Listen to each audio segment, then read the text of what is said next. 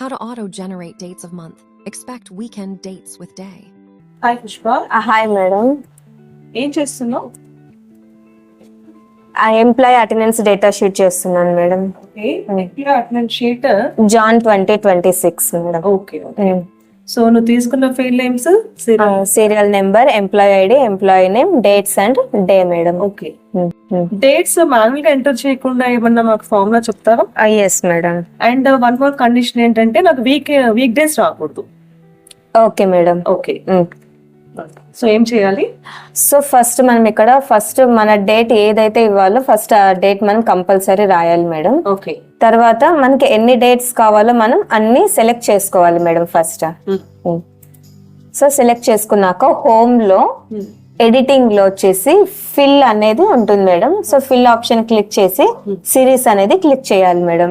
So దీంట్లో నాకు columns లో రావాలా, రోస్ లో రావాలా అనేది చెక్ చేసుకోవాలి. నాకు కాలమ్స్ లో రావాలి కాబట్టి కాలమ్స్ చెక్ చేశాను, క్లిక్ చేశాను. నెక్స్ట్ డేట్ కావాలి కాబట్టి డేట్ క్లిక్ చేశాను. నెక్స్ట్ వీక్ డేస్ కావాలి కాబట్టి సో వీక్ డే సెలెక్ట్ చేశాను. సో ఇక్కడ ఎండింగ్ డేట్ అనేది ఇవ్వాలి మేడం ఇక్కడ. ఓకే. సో మనం 2026 మంత్ ఎండింగ్ డేట్ ఇవ్వాలి. ఓకే. సో క్లిక్ ఓకే చేస్తే మనకి ఇక్కడ వస్తాయి మేడం. ఇక్కడ 1, 2, 3, 4 మిస్ అయ్యాయి చూడండి మేడం. ఓకే. సో 3, 4 అంటే సాటర్డే సండే. నెక్స్ట్ 9, 10, 11 మిస్ అయ్యాయి. సాటర్డే సండే 12 అలా మీరు అబ్జర్వ్ చేస్తే అన్ని వచ్చేసాయి మేడం ఇక్కడ. సో లాస్ట్ డేట్ కూడా చెప్తారా? Day okay madam.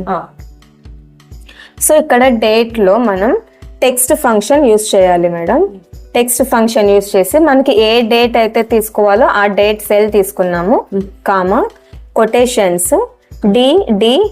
ఎందుకంటే మనకి డే రావాలి కాబట్టి అది డే రాశాను మేడం. సో క్లోజ్ చేశాను బ్రాకెట్స్.